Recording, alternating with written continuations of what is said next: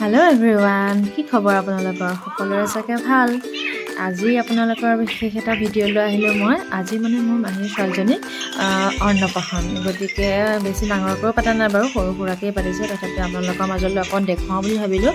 এয়া দেখিছেনে আয়োজন চলি আছে। এয়া মা আৰু আইতা পাকঘৰত ধুনীয়াকৈ কাম বন কৰি আছে। ইয়াতে আকৌ আমাৰ ল'ৰাই আৰু কুঁহিয়ে ৰাতিপুৱা মানে মাহীৰ ছোৱালীজনীয়ে ৰাতিপুৱা সময়ত বহি আছিলে। আৰু এয়া হৈছে মাহীহঁতৰ চাৰিওফালে থকা ফুলনিবোৰ আৰু ঘৰখনৰো চাৰিওপাশ মই দেখুৱাবলৈ অলপ চেষ্টা কৰিলোঁ। ইমান ধুনীয়া পৰিষ্কাৰ পৰিচ্ছন্নতাকৈ মাহীৰ শহুৰ দেউতা মানে মোৰ ককায়ে ইমান ধুনীয়াকৈ ৰখাইছে। চাওকচোন, একদম ইফালৰ পৰা আপোনালোকক দেখাই দিছোঁ মই।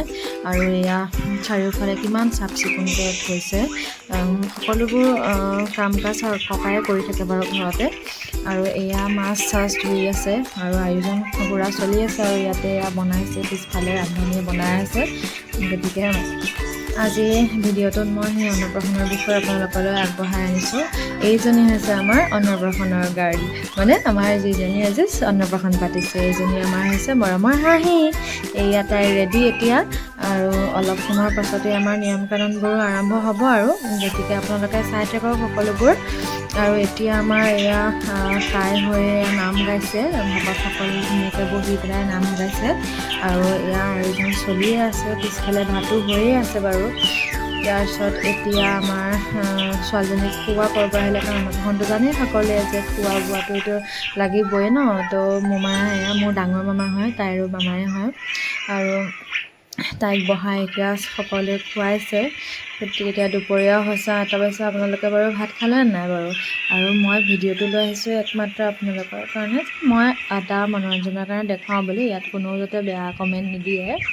আৰু এই অন্নপ্ৰাশনটো বোলে কিছুমানে ক'বও পাৰে যে অন্নপ্ৰাশনটোকে দেখুৱাইছে বুলি। আচলতে সেইটো নহয়, মানুহৰ আজিকালি ভাল লগাটো কথা, যোনে যেনেকৈ ভাল পায়।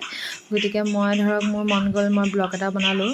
এয়া সকলোৱে খুৱাই বোৱাই আছে। আৰু এয়া আইতা বাপেক মাহীয়ে ধৰি আছে, আইতা সেয়া ৰখি আছে। আৰু আমাৰ গুডু কুঁহিয়াৰ আৰু বুমন গোটেইকেইটা একদম সেইখিনিতে থোপা বান্ধি ৰখি আছে। এটা হৈছে কি হৈছে, ইমানো ভালকৈ বুজি পোৱা নাই ন সৰু ল'ৰা ছোৱালী। গতিকে এয়া চাওকচোন, ইমান ধুনীয়াকৈ সুন্দৰকৈ আমাৰ অন্নপ্ৰাশনখন হৈ গৈছে বাৰু।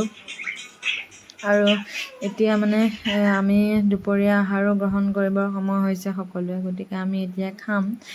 আৰু এয়া আমাৰ মায়েও আকৌ আনিছে এক্সট্ৰাকৈ তাইলৈ ভাত, সেয়া ভাতো খুৱাব এতিয়া। ভাতটোতো মানে অকণ অকণহে খুৱাব, বেছিটো নহয়। গতিকে আজিৰ ব্লগটো আপোনালোকে কেনেকুৱা পালে মোক জনাব, আৰু কমেণ্ট কৰিব কেনেকুৱা লাগিলে চাই। আৰু মাহীহঁতৰ ঘৰৰ চাৰিওপাশটো কেনেকুৱা লাগিলে জনাবচোন। খুব চাফ চিকুণ কৰি ৰাখে আৰু খুব ভাল লাগে। মই তাত থাকি খুব ভাল পাওঁ, যাওঁ মাজে মাজে, সময়ো নাপাওঁ। গতিকে কোনোবা দিনাখন গ'লে আহিবই মন নাযায়, আৰু তাতে থাকিও খুব ভাল লাগে। গতিকে আকৌ যদি কেতিয়াবা যাওঁ, আপোনালোকক গোটেই পিছফালৰ পৰ্যন্ত মই দেখুৱাবলৈ চেষ্টা কৰিম আপোনালোকক। ইমান ধুনীয়াকৈ মাহীহঁতৰ ঘৰখন ৰখায়। আজিতো বাৰু বেছিভাগ নোৱাৰিলোৱে দেখুৱাব, গতিকে সময়ো কম আছিলে। গতিকে এয়া আমাৰ টিকলিক খুৱাই আছে, তাইও মুখখন আৰাকৈ মেলি দিছে। আৰু কিনো সৰু ল'ৰা ছোৱালী কিনো জানে।